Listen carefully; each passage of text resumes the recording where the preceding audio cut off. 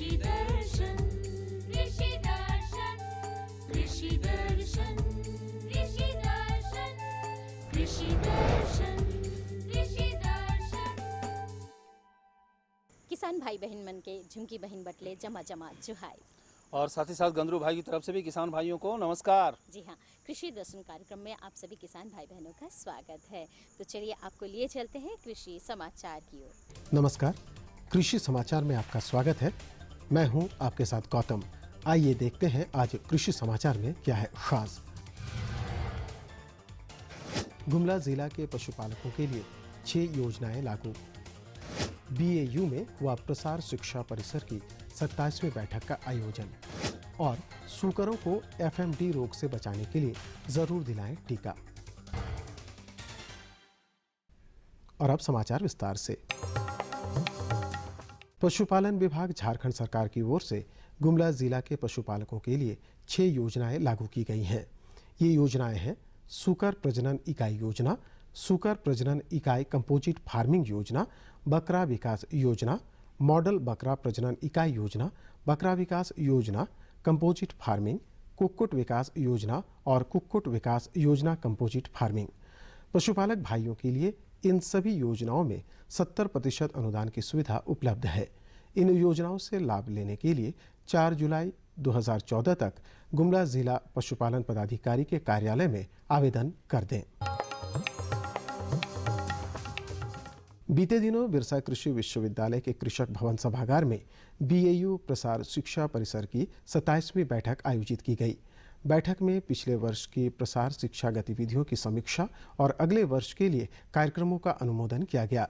इस अवसर पर राजेंद्र कृषि विश्वविद्यालय के पूर्व कुलपति डॉक्टर गोपाल जी त्रिवेदी, ICAR कोलकाता के डॉक्टर AK सिंह और जबलपुर के डॉक्टर अनुपम मिश्र सहित कई कृषि वैज्ञानिक मौजूद थे। जो हमारा प्रसार शिक्षा का कार्यक्रम होता है विश्वविद्यालय का, उसके साल भर के कार्यों की समीक्षा करना और आने वाले समय में या आने वाला जो हमारा समय है वर्ष का, इस वर्ष का 2014-15 का, उसकी कार्य योजना को अंतिम रूप देना। बरसात के मौसम में सूकरों को खुरहा, मुंहपका जैसे एफएमडी रोग होने का खतरा ज्यादा रहता है। सूकर पालक भाई अपने सूकरों को इस रोग से बचाने के लिए अविलंब टीकाकरण कराएं। सूकरों में होने वाला एफएमडी यानी खुरहा और मुंहपका रोग संक्रामक बीमारी है जो विषाणुओं द्वारा एक पशु से दूसरे पशु में फैलता है। इस रोग से सूकरों के खुर, मुंह और जीभ में फफोले एवं छाले पड़ जाते हैं। उन्हें खाने में कठिनाई होती है और वे लंगड़ा कर चलते हैं। इससे बचाव का उपाय है टीका। और जो भी सूकर पालक जो हैं एफएमडी का वैक्सीनेशन नहीं कराए हैं वो तुरंत इसका टीकाकरण कर दें। एफएमडी का जो टीकाकरण करते हैं वो 2 ml से 3 ml आप जो है उसका टीकाकरण कंपनी के अनुसार उसमें लिखा होता है और वो 2 से 3 ml जो एफएमडी टीका है वो अपने पशु में, सूकरों में आप अवश्य कर दें। और हर 6 माह पर इस टीके का, एफएमडी टीके का जो है हर 6 माह पर इसको रिपीट करें, जिससे कि इससे होने वाली जो बीमारी है एफएमडी बीमारी, जो काफ़ी खतरनाक बीमारी है जिससे काफ़ी हानियाँ होती है, इससे हम लोग बच सकते हैं। सूकर पालक इससे बच सकते हैं और इससे होने वाली हानि को से जो है निजात पा सकते हैं। जो किसान अनानास का फल बाग लगाना चाहते हैं वो पौधा लगाने का काम शुरू कर दें। झारखंड की मिट्टी और मौसम के अनुकूल कई ऐसे प्रभेद हैं जो बेहतर उपज देने में सक्षम हैं। अनानास के उत्तम प्रभेद और उनकी खासियत के संबंध में हमारे कृषि विशेषज्ञ बताते हैं। अनानास में 2 किस्म पूरे भारत में मेनली खेती होता है। एक हो गया क्वीन और दूसरा हो गया क्यू। जो क्यू किस्म है इसमें बड़े आकार की फल होता है और मीठा होता है लेकिन खुशबू थोड़ा कम होता है। लेकिन जो क्वीन किस्म है ये बहुत खुशबूदार होता है लेकिन फल इसका थोड़ा छोटा होता है। और क्वीन किस्म में पत्ती में कांटे रहता है और क्यू जो किस्म है इसके पत्ती में कांटे नहीं रहते हैं। दोनों ही किस्म का उपजाऊपन झारखंड में अच्छे होते हैं। जो किसान व्यावसायिक रूप से मधुमक्खी पालन कर रहे हैं उन्हें बड़ी मात्रा में मधुमक्खी के छत्ते से शहद निकालना होता है। इस काम में इस बात का ख्याल रखना होता है कि ज़्यादा से ज़्यादा शहद भी निकले और मधुमक्खियों को कोई नुकसान भी ना हो। इस दृष्टिकोण से मधुमक्खी पालक भाई मधु निष्कासन यंत्र का इस्तेमाल कर सकते हैं। और अब एक नज़र राज्य के 5 प्रमुख शहरों के मौसम के मिजाज पर।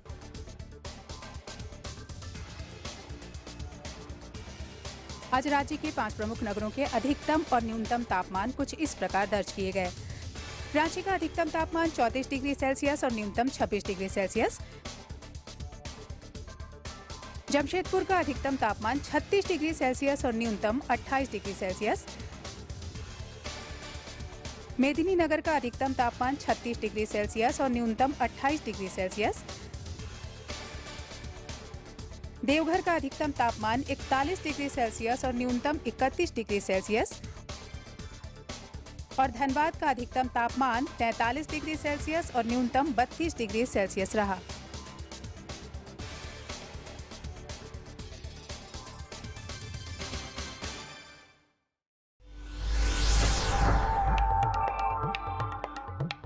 और अब मंडी भाव में आइए नजर डालते हैं अनाजों के भाव पर। आज कृषि उत्पाद बाजार समिति पंडरा रांची में विभिन्न खाद्यान्नों के थोक भाव कुछ इस प्रकार दर्ज किए गए। चावल मोटा 2350 रुपए से 2550 रुपए, चावल मध्यम 2500 रुपए से 2650 रुपए, चावल उत्तम 3500 रुपए से 3650 रुपए, गेहूं 1750 रुपए से 1850 रुपए, चना 3300 रुपए से 3400 रुपए, दाल अरहर 5600 रुपए से 6500 रुपए, दाल मसूर 4700 रुपए से 5000 रुपए, दाल चना 4000 रुपए से 4250 रुपए, सरसों तेल 9000 रुपए से 9400 रुपए, चीनी 3400 रुपए से 3500 रुपए, आलू 1100 रुपए से 1250 रुपए और प्याज 1000 रुपए से 1200 रुपए प्रति क्विंटल रहा। कृषि समाचार में आज इतना ही। अगले दिन अगले अंक में फिर मुलाकात होगी कुछ ताज़ा तरीन खबरों के साथ। तब तक के लिए दीजिए इजाज़त। नमस्कार, जोहार। कृषि समाचार के अंतर्गत आपने जानकारी ली मंडी के भाव के बारे में, मौसम के मिजाज के बारे में और तरह तरह की खेती बाड़ी के बारे में। तो अब वक्त हो चला है एक छोटे से विराम का, और इस विराम के बाद हम पुनः हाजिर होंगे किसान भाइयों। आप बने रहिए हमारे साथ। ये लो और बताओ। बस। अरे ये क्या भैया जी, बस इतनी सी रासायनिक खाद? किसानी छोड़ रहे हो क्या? किसानी नहीं, नादानी छोड़ रहे हैं। मिट्टी की जांच कराई है। अब तो लालाजी जितनी जरूरत है उतने ही उर्वरक खेत में डालेंगे। हाँ, किसान भाई आज ही अपने जिले की नजदीकी भूमि परीक्षण प्रयोगशाला में मिट्टी की जांच जरूर करवाएं और मिट्टी में पोषक तत्व, नमी व पौधे के विकास को देखते हुए केवल जरूरत के अनुसार ही पोषक तत्व डालें। और हाँ, मिट्टी में गंधक, जस्ता, बोरोन जैसे सूक्ष्म पोषक तत्वों का पता लगाना भी न भूलें। उर्वरक और जैविक खाद के सही उपयोग से भूमि का उपजाऊपन बनाए रखें, उत्पादकता बढ़ाएं, खर्चा घटाएं और बहुमूल्य विदेशी मुद्रा बचाने में भी सहयोग दें। और हाँ, धीमी गति से नाइट्रोजन उपलब्ध कराने वाले उर्वरकों जैसे नीम लेपित यूरिया को प्राथमिकता दें और यूरिया का पत्तों पर छिड़काव करें। अरे वाह, तू तो सचमुच समझदार हो गया रे। अधिक जानकारी के लिए संपर्क करें जिला कृषि अधिकारी या किसान कॉल सेंटर। विराम के बाद एक बार फिर से स्वागत है आप सभी किसान भाई बहनों का। और हमें पता है आपको किस चीज़ का इंतज़ार है। तो गंद्रू भाई, आप क्या कहना चाहेंगे हमारे किसान भाई बहनों को? किसान भाइयों से कहना क्या है, किसान भाइयों को हम जानकारी अब देना शुरू कर दें। बिल्कुल बिल्कुल इंतजार में हैं हमारे बिल्कुल किसान भाई। बिल्कुल बिल्कुल। तो किसान भाइयों, अब इंतज़ार की घड़ियां ख़त्म हुई और चलिए हम आपको जानकारी दिलवाते हैं सोयाबीन सब्जी की खेती के बारे में। जी हाँ, जानकारी दे रहे हैं हमारे विशेषज्ञ RS पान जी। किसान भाई, झारखंड में सब्जी सोयाबीन की वैज्ञानिक खेती कैसे करें, सबसे पहले हमें बताएं कि सब्जी सोयाबीन क्या है और किसानों को किस तरह से उपयोगिता है। जी हाँ किसान भाई, शायद सभी लोग नहीं जानते हैं। सब सोयाबीन के बारे में सभी की जानकारी है, लेकिन ये जो सब्जी सोयाबीन है, सोयाबीन की उन्नत प्रजाति, अलग प्रजाति है जो इस क्षेत्र के लिए अच्छा पाया गया है। तो इस सब्जी सोयाबीन का जो फ़र्क है जो दाल वाला सोयाबीन से, वही जो कि इसका जो हरी फली को हम तोड़ते हैं और उसका जो दाना जब उसमें भर जाता है, करीब करीब 80 से 90% दाना जब भर जाता है उसमें, तो हम कच्चे फली को तोड़ते हैं। जैसे हम मटर छिमी को तोड़ते हैं, उसी तरह हरी फली को तोड़ के उसका अंदर का दाना को सब्जी के रूप में इस्तेमाल करते हैं, पका के खाते हैं। तो इसमें इसको इसलिए खाया जाता है, जो ये जो कच्चा दाना है इसमें ये बड़ा आकार के होता है और इसमें मिठास है। जैसे हम दाल वाला मटर और सब्जी मटर में जो फ़र्क हम करते हैं, उसी तरह इसमें भी जो दाल वाला सोयाबीन का कच्चा दाना आप खाएंगे तो मिठास नहीं है, छोटा आकार के होता है, कसाला टाइप का होता है। लेकिन ये जो हमारा सब्जी सोयाबीन जो प्रजाति है, सोयाबीन की प्रजाति है, जिसका कच्चा दाना को हम सब्जी के रूप में इस्तेमाल कर सकते हैं। उसका गुण यही है, वो आकार बड़ा होता है, उसमें मिठास होते हैं, साथ ही साथ और भी पोषक तत्व जैसे कैल्शियम है, फास्फोरस है, पोटेशियम है, मैग्नीशियम, ये सब है। साथ साथ जो विटामिन है जैसे विटामिन ए, सी, ई, ये सब भी इसमें रहते हैं। तो ये पोषण की सुरक्षा के लिए भी एक बहुत ही महत्वपूर्ण फसल है। और विशेष रूप से इस झारखंड की धरती पर, विशेषकर टाड़ जमीन पर वर्षा आधारित जो खेती हो जाता है, इसमें एक बूंद सिंचाई किसान को नहीं देना है। और सबसे ख़राब ज़मीन जो टाड़ ज़मीन है, इसमें इसका खेती किया जा सकता है और बहुत ही सफलतापूर्वक इस खेती किया जा सकता है। तो बिना पानी से टाड़ ज़मीन में इसका खेती करके, जो कि एक दलहनी फसल है, ज़मीन को भी उर्वर बनाता है नाइट्रोजन संचित करके, और किसान आदमी को ये प्रोटीन युक्त एक खाना देता है, क्योंकि इसमें जो प्रोटीन का मात्रा है वो मटर का जो दाना हम खाते हैं कच्चा दाना, उससे ज़्यादा है। उसमें करीब 7% में, इसमें करीब 12 से 16%, मतलब 100 ग्राम हम खाएंगे तो 12 से 16 ग्राम प्रोटीन हमारे शरीर में जा रहा है। तो यहाँ का किसानों के लिए और ये एक बहुत महत्वपूर्ण योगदान है इस किस्म का, जो यहाँ खेती बहुत सफलतापूर्वक किया जा सकता है। अब हम आते हैं डॉक्टर साहब से प्रश्न करते हैं कि इसकी खेती कैसे करें। भूमि का चुनाव सबसे पहले आता है, भूमि का चुनाव। तो डॉक्टर साहब कैसे भूमि का चुनाव करें? जी हाँ, जैसे मैंने अभी बताया था, जी यहाँ पर जो सबसे ख़राब ज़मीन जिसको किसान कहते हैं, तो जो टाड़ है उसमें बरसात के मौसम में इसका खेती किया जा सकता है। जो यहाँ का जो हल्की बालुई दोमट मिट्टी यहाँ इसके लिए उपयुक्त है, उसके 3-4 बार अच्छा से जुताई करके क्यारी बना के तैयार करें, प्लॉट का तैयार करें, ज़मीन का तैयार करें, और उसमें हम जो उसमें बुआई करते हैं, तो बुआई से पहले ज़मीन तैयारी के समय जो गोबर की सड़ी हुई खाद करीब 200 से 250 क्विंटल प्रति हेक्टेयर के दर से, वो नहीं मिले तो जो हमारा केचुआ खाद है वो 20 से 30 क्विंटल प्रति हेक्टेयर की दर से हम प्रयोग करते हैं। साथ साथ रासायनिक खाद भी हम प्रयोग करते हैं, जैसे हम यूरिया 45 किलोग्राम और 375 किलोग्राम सिंगल सुपर फॉस्फेट और 70 किलोग्राम म्यूरेट ऑफ पोटाश प्रति हेक्टेयर की दर से बुआई से पहले अच्छा तरह से मिट्टी में मिला देते हैं। तो बुआई लाइन में करते हैं, करीब लाइन से लाइन की दूरी हम ज़मीन पर रखते हैं 45 सेंटीमीटर, मतलब 1.5 फीट, मतलब 1 हाथ, और जो पौधा से पौधा का दूरी 1 फीट रखते हैं। और 1 हेक्टेयर खेती के लिए करीब 60 से 70 किलोग्राम बीज का आवश्यकता होती है। तो इस हिसाब से हम यदि नियमित वर्षा होती है तो पानी देने का कोई ज़रूरत नहीं है, जो कि हमारा जो बुआई का जो समय है वो इसी जो अभी समय आ चुका है, क्योंकि इसी मध्य जून से मध्य जुलाई तक हम इसका बुआई कर सकते हैं। इसीलिए इस समय जो बारिश होते है उसी से इसका अंकुरण भी बहुत अच्छा हो जाता है। किसान भाई को एक चीज़ मैं ज़रूर बताऊंगा, जब वो ज़मीन जब तैयार करेंगे और जब लगाने के लिए जो लाइन बनाएंगे, तो उसको थोड़ा हल्का ऊंचाई वाला मेड़ टाइप का बनाएंगे लाइन में, क्योंकि जैसे जिस दिन हम बुआई की उस दिन यदि अधिक बारिश हो जाए, ज़्यादा बारिश हो जाए, तो उसमें पानी निकल जाएगा और अंकुरण में भी सुविधा होगी। तो थोड़ा हल्का ऊंचाई वाली मेड़ बना के उसी के किनारे किनारे वो 1-1 फीट दूरी पर बीज बुआई करेंगे, तो इससे अंकुरण भी अच्छी होगी। डॉक्टर साहब अब हमें बताएं कि सब्जी सोयाबीन जो है लगाने के बाद किसान क्या क्या सावधानियां बरतें ताकि उसका फसल ज़्यादा बढ़िया हो, ज़्यादा उत्पादन दे सके? जी हाँ, जैसे मैंने बताया, इस समय तो पानी देने का आवश्यकता नहीं होती यदि नियमित रूप से वर्षा होती है, और यदि किसी के पास सुविधा है, बारिश बहुत दिन नहीं हो रहा है, तो उस समय हफ्ता में 1 बार सिंचाई दे सकते हैं। और दूसरा है जैसे खरपतवार का नियंत्रण करना चाहिए, जैसे घास पात को निकाल के और मिट्टी का गुड़ाई करके, मैंने बुआई के करीब 25 से 30 दिन बाद, और 45 किलोग्राम यूरिया जो हम शुरू में दिए थे 45 किलोग्राम प्रति हेक्टेयर, वही 45 किलो और देना है, जो टॉप ड्रेसिंग के रूप में देने, निकाई गुड़ाई करके फिर उसको हम दोनों लाइन के बीच में प्रयोग करके फिर हम मिट्टी चढ़ा देंगे। तो इससे पौधा का जो जाड़ का विकास अच्छा होगा, पौधा को एक सपोर्ट मिलेगा बढ़ने के लिए, वृद्धि विकास के लिए। तो ये चीज़ ध्यान में रखें, मैंने खरपतवार का नियंत्रण।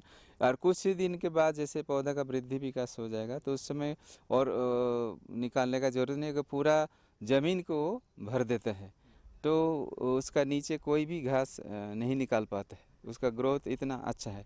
एक प्रश्न और सर कि किसान भाई कैसे पहचानेंगे कि हमारा फली तोड़ने युक्त हो गया है, इसका तोड़ने का विधि क्या कैसे? पहले किसान भाई को बताते हैं जी इस सब्जी सोयाबीन की एक उन्नत किस्म हमारे इस केंद्र पर विकसित हुई है जिसका नाम है स्वर्ण वसुंधरा, और उसके अलावा भी कुछ किस्म हमारे यहाँ आया है जिसका कच्चा दाना को उबालने के समय बासमती चावल का खुशबू आती है, जिसको हम बासमती सब्जी सोयाबीन भी कहते हैं, तो वो भी हमारे पास है। तो ये जो हमने पहले बताया जी स्वर्ण वसुंधरा का बीज हमारे इस केंद्र पर पर्याप्त मात्रा में उपलब्ध है। किसान भाई अभी तुरंत यहाँ से खरीद के ले जाके और बुआई कर सकते हैं और सफलतापूर्वक खेती कर सकते हैं। तो इसका फली जो हरा फली के जैसे आपने पूछा, तो हरा फली हमने जैसे बताया थोड़ा जैसे आप मटर छीमी तोड़ते हैं तो जब मटर छीमी में अंदर दाना भर जाता है करीब 80% 90% दाना, तब हम छीमी को तोड़ते हैं। ठीक उसी प्रकार का इसी का फली को भी जैसे दाना अंदर भर जाता है तो इसमें करीब 1 दाना वाला, 2 दाना वाला, 3 दाना वाला फली मिलता है।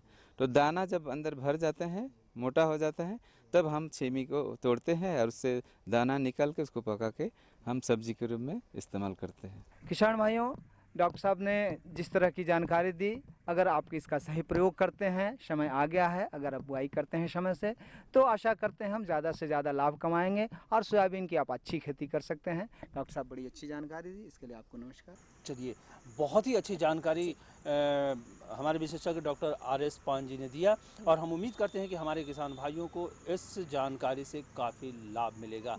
और अगली जानकारी क्या है झुमकी बहन, लेकिन अगली जानकारी देने से पहले हम किसान भाइयों से कहना चाहेंगे, किसान भाइयों चलिए देखते हैं छोटा सा संदेश।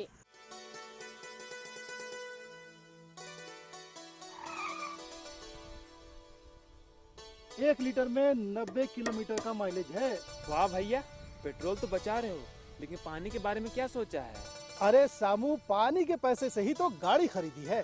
क्या पानी के पैसे से? हाँ, सूक्ष्म सिंचाई अपनाकर मैंने पानी बचाया। इस विधि से सिंचाई करने से 75 से 85% तक जल की उपभोग क्षमता बढ़ गई, जिससे सिंचाई करने पर 30 से 50% तक सिंचाई जल की बचत हुई। तो क्या हम भी इसका लाभ उठा सकते हैं?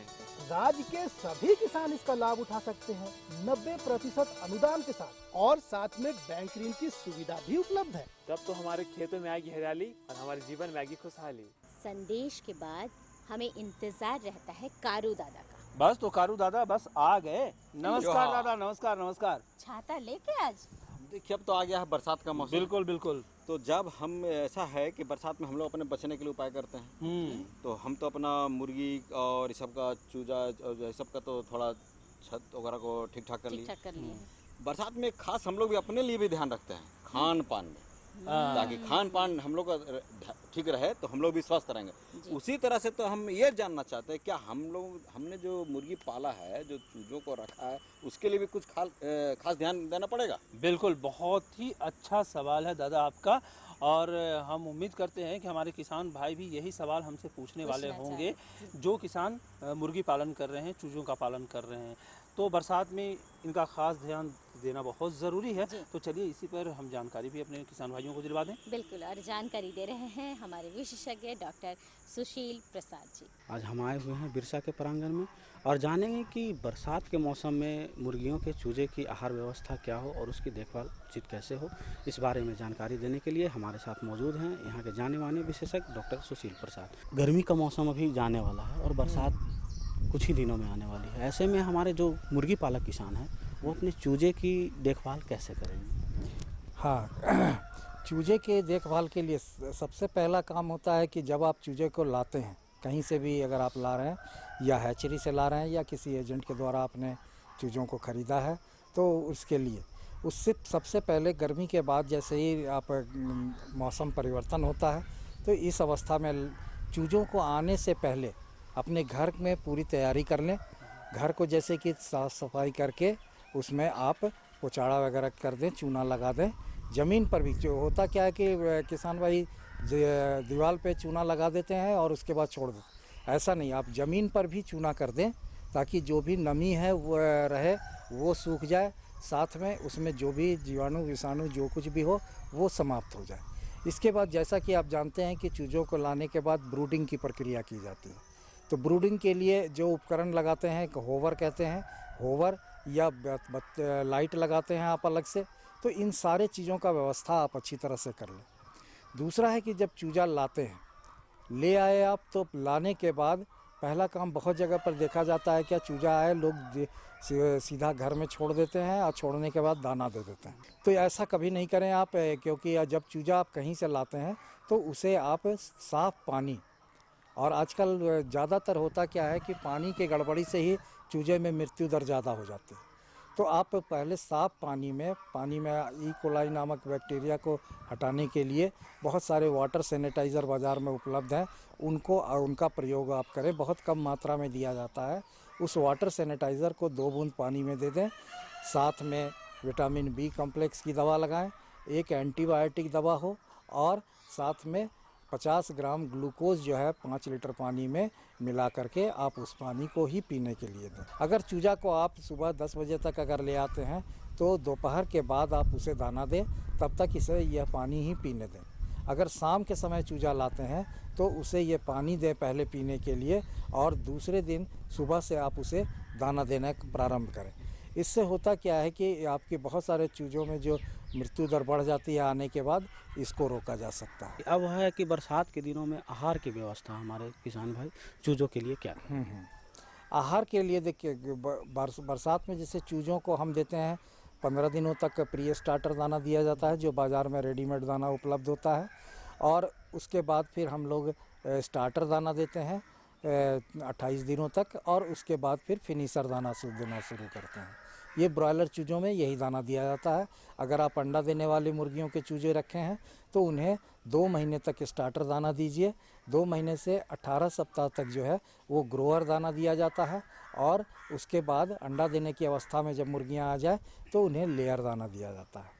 तो बरसात के दिनों में आपने कहा कि दाने का प्रबंधन किस तरह से किया जाए, तो बरसात के दिनों में आप सबसे पहला चीज़ इस चीज़ को ध्यान रखें कि दाने का भंडारण आप सही करें, क्योंकि बहुत सारे चीज़ अब इसमें मिले होते हैं दाना में, जिसमें कि फफूंदी बहुत जल्द लग जाता है, और फफूंद लगा हुआ दाना चूजा हो या बड़े मुर्गी हो, उनको अगर आप देते हैं तो एक अफ्लाटॉक्सिकोसिस ये फफूंद जनित रोग है, और इसमें मुर्गियों में मृत्यु दर अधिक हो जाती है।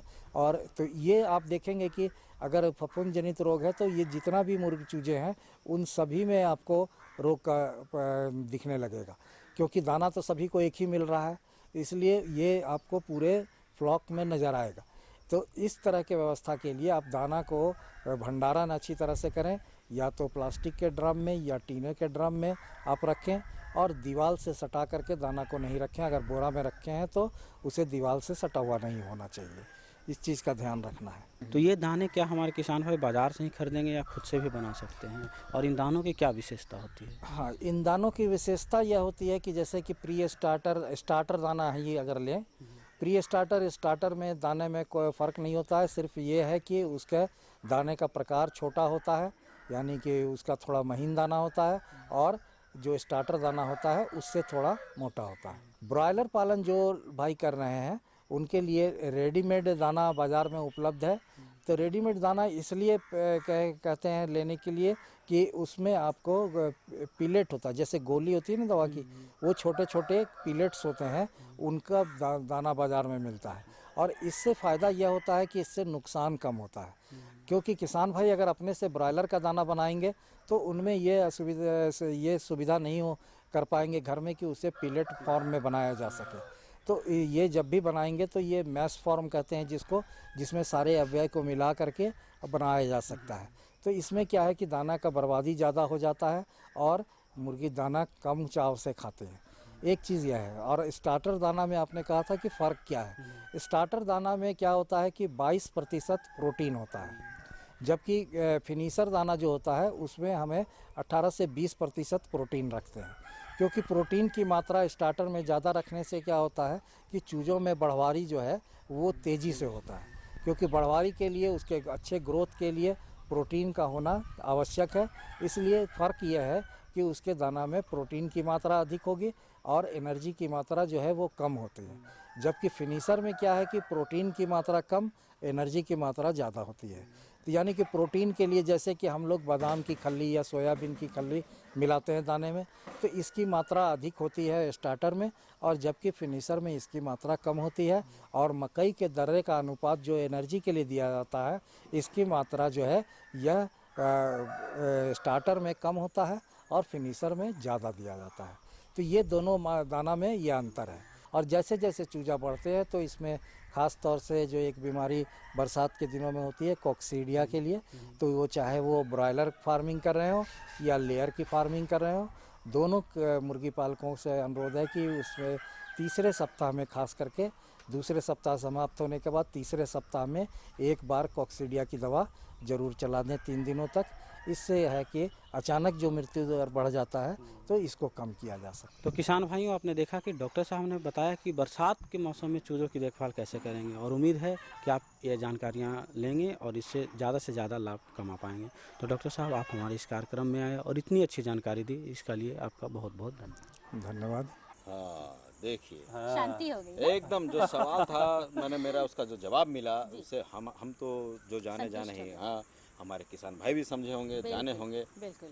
तो अब चलते चलते हम अपना बिल्कुल, लेकिन चलने से पहले अरे हमें IMD पुणे भी तो जाना है। तो चलिए किसान भाइयों, हमारे साथ IMD पुणे आप भी चलिए। भारतीय मौसम विभाग पुणे से प्राप्त आज का मौसम पूर्वानुमान इस प्रकार है। आकाश में बादल रहेंगे।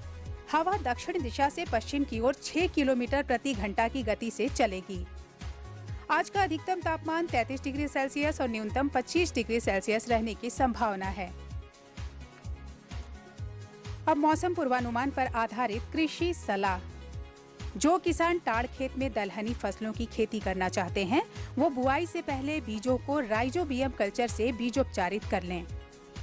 धान की सीधी बुआई के लिए कम समय में तैयार होने वाली किस्में चुनें। जिन खेतों में धान का रोपा करना है, उन खेतों के मेड़ को दुरुस्त रखें ताकि अधिक से अधिक पानी जमा हो सके। चलिए, छोटी जानकारी थी लेकिन काफ़ी महत्वपूर्ण जानकारी थी। लेकिन एक महत्वपूर्ण चीज़ और है कि हमारा पता भी लिखवाना है किसान भाइयों को, ताकि वो उनका जो सुझाव है, वो हमें समस्या है, वो अपने खातों के माध्यम से हम तक पहुंचा सकें। तो पता बता दीजिए फटाफट। जी हाँ, हमारा पता है कार्यक्रम कृषि दर्शन, कृषि प्रकोष्ठ द्वारा केंद्र निदेशक, दूरदर्शन केंद्र, रातू रोड, रांची। पिन संख्या है 834-001। तो हमें रहेगा आपके खातों का बेसब्री से इंतजार। तो किसान भाइयों, इसी के साथ हम सबों को दीजिए अनुमति। नमस्कार।